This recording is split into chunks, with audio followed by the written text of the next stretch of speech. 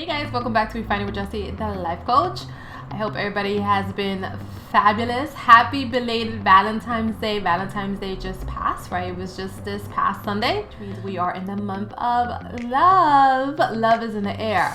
But love is in the air not only for romantic love, but just love in general. And what I want to know is how and what did you do for yourself? How did you bring in Valentine's Day and self-love for yourself? So I saw beautiful comments, beautiful postings of how people celebrate it with their partner, and I think that is amazing. But I want to know, what did you do for yourself? Even though you have a partner, you should never, ever sway away from the relationship you have with yourself. The relationship you have with yourself is the most important relationship, and you should always sustain that relationship. It should be number one on your list. And I want to know, what did you do for yourself?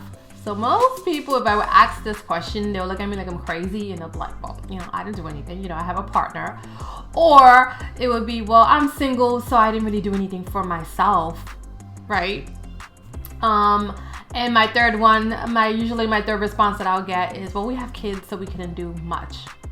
And I say X, like to each one of those responses. Guys, you always have to make sure that you are loving yourself, no matter what. If you have kids, if you're married, if you have a partner, if you don't have a partner, you always have to make sure that you are self-caring and self-loving. So if you have not done it this month, I want you to do something special for you. People usually get this holiday misconstrued, or I think it's just been just amplified that it's only for romantic love, but that's not true. Love is love, and we have so much love for so many different people. And I feel like this holiday is one of those holidays that like if you don't have a romantic partner, you get down on yourself and you feel like, oh, I can't really celebrate it. And no, I'm here to tell you that that's not true. So if you felt like that on Valentine's Day that just passed, I'm here to let you know that, guess what, you're gonna get another chance to do it again.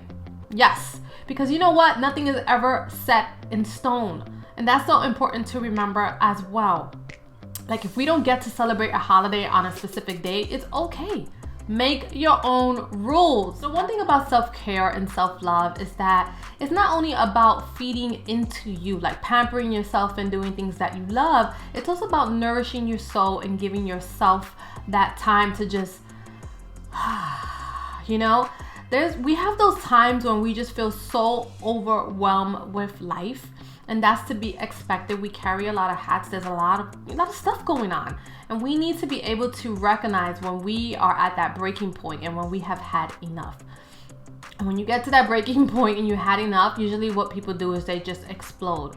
And the thing is that we don't recognize the signs. We don't recognize the signs because we don't spend enough time with ourselves. Like, no one's ever told us how to recognize when we feel depleted, and how to understand our energy, and how to understand how to love ourselves properly, and how to care for ourselves, and how to care for our emotions, and when to say, you know what, I need a break. Right? No one ever showed us how to communicate that. I know I was never shown that, and I know that it's something that's never really discussed. It's never something that we talk about when we talk about maintaining ourselves, maintaining our mind, our body, our health. It's not talked about. It's being talked about now. Like, we're starting to get the word out about it now. And So I'm going to talk about some of the early signs when you start realizing that you need a little bit more self-love and self-care in your life. And one of the first signs is when you feel like you are living the same day over and over and over. Yeah. And you feel like that. You literally feel like, I know this has happened to me, and actually it's happened recently because I've been quarantined and I've been trying to stay home as much as possible, but I felt like I was living the same day. And one of the reasons I felt like that is because I was just so focused on what I need to do, everything I needed to get done, work, and I just stopped enjoying life. Like, I'm not hanging out with friends, I'm not going out anymore, and I'm just like focused on everything that needs to be done in the household. And because of that, I started feeling really depleted and really drained, and just losing just interest in hobbies and stuff that I normally would be interested in. So that was the first sign that I really needed a little bit more self-care, a little bit more nourishment, nurturing into my life.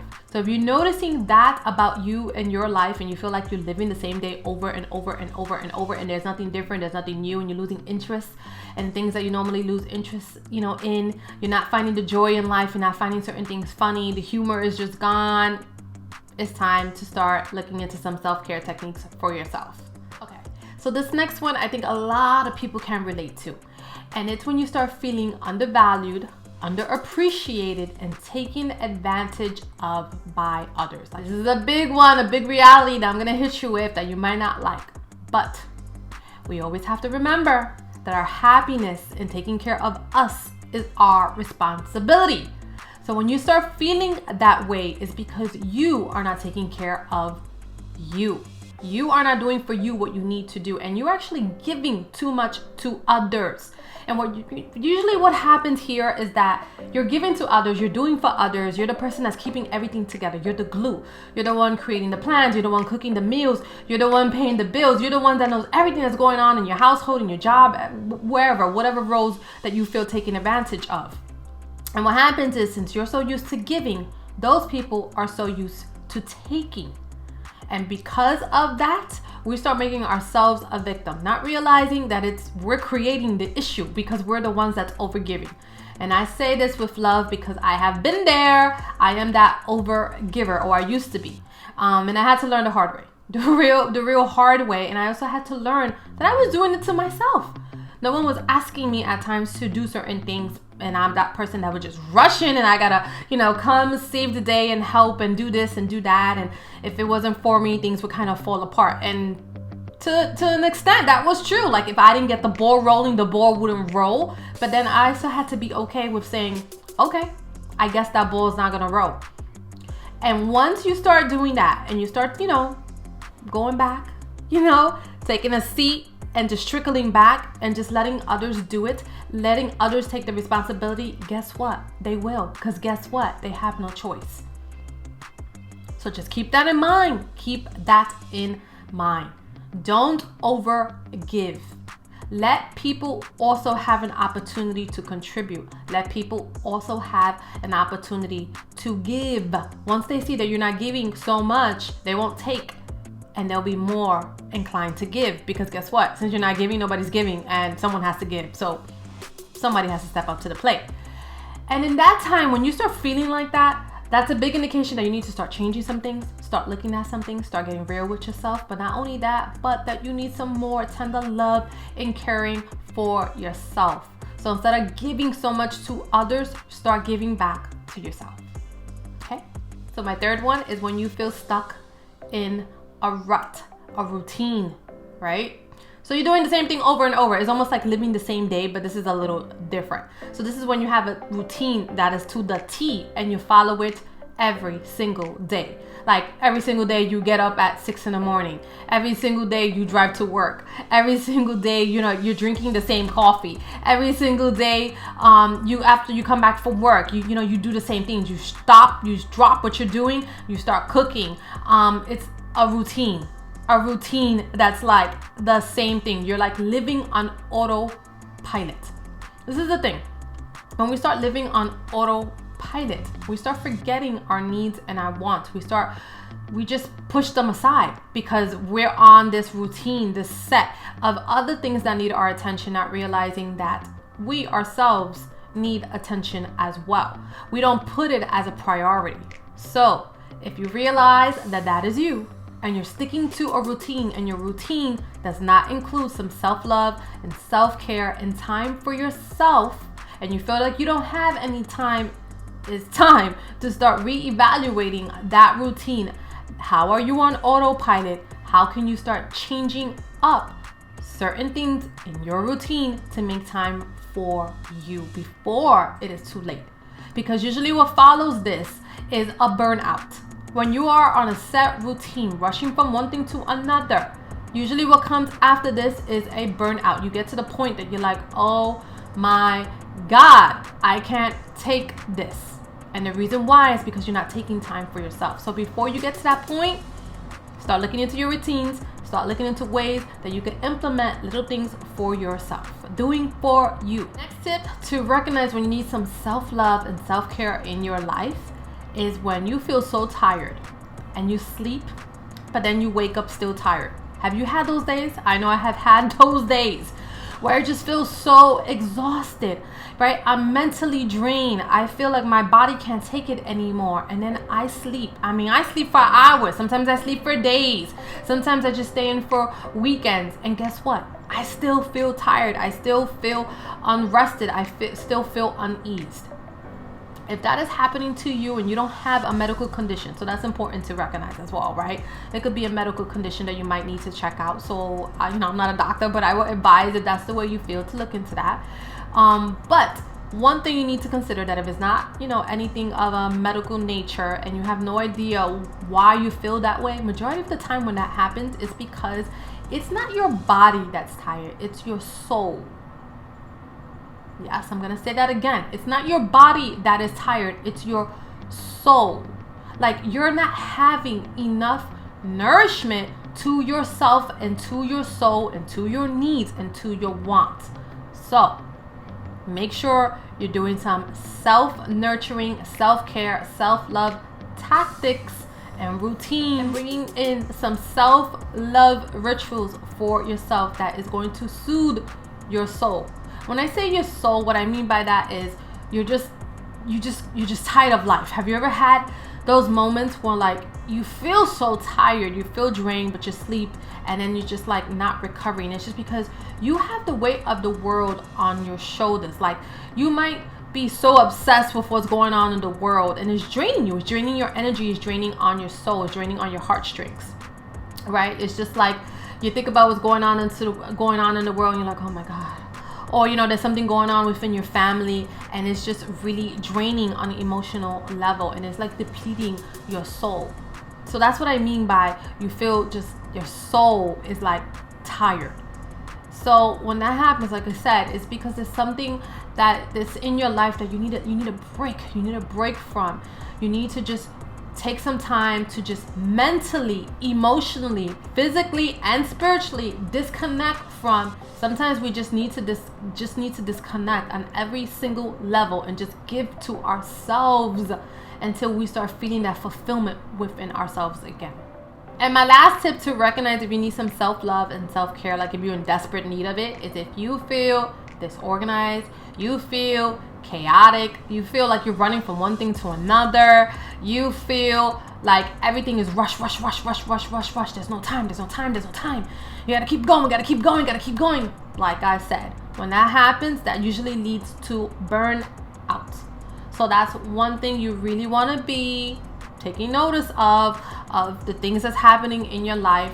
Is this really sustainable? Like the schedule that you're living, the way that you're living, the things that you're focusing on, the things that you are worried about, the things that's taking a toll on your life, the things that make you feel burdensome.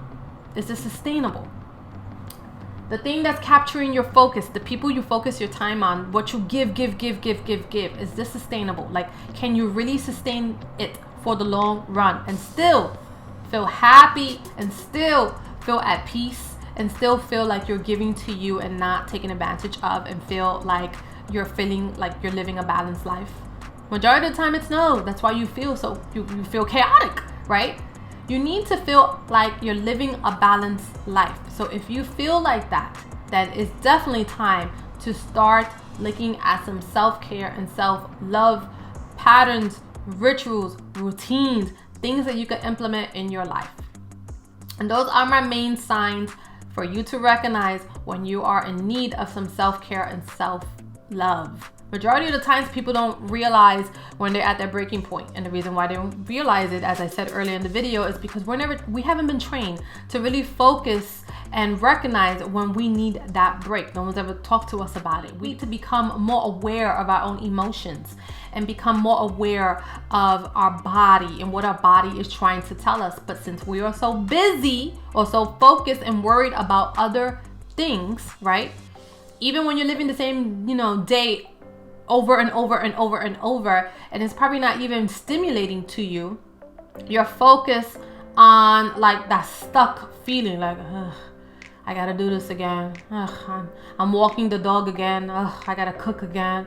Ugh, I gotta help the kids again with the homework. Like, your focus is on that. So your focus is not realizing that the way you're feeling. The way you're feeling means, hey, hello, there's something wrong here. It's time to really, look at this and start seeing like what we could change here and how we could bring a little bit more balance and happiness and excitement into our lives. We're not seeing it that way. We're only seeing like we have to do this and this is what we need to focus on and we must get it done. Done. So remember, start looking, monitoring, really start focusing on your feelings, your body, your emotions. Do not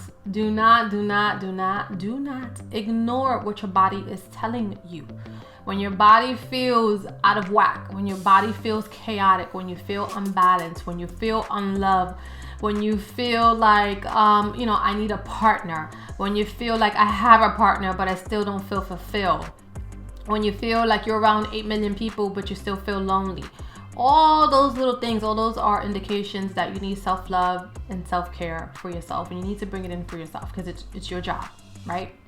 It's our job. It's our job to focus on our needs. It's our job to speak up about our wants. It's our job to set those boundaries. It's our job that if we've had enough or we need help, that we ask for help. It's our job to say, you know what, honey, if you have a partner, I've had it today and I'm just gonna need your help. Today I'm gonna need you to focus on dinner. Today I'm gonna need you to help the kids with the homework. Today I'm gonna need you to watch the kids. This weekend I need a break.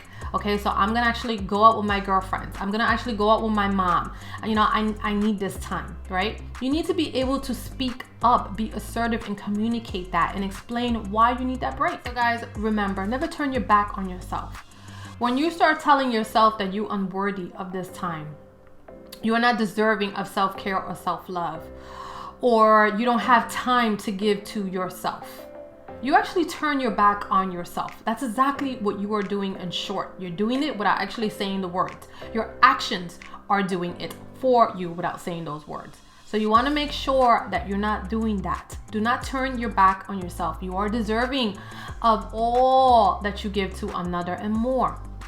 If you're not good, others won't be good. So you need to be good first, right? To be the best mom, you have to make sure that you are present, that you are balanced. In order for you to do that, you have to give to yourself as well, right?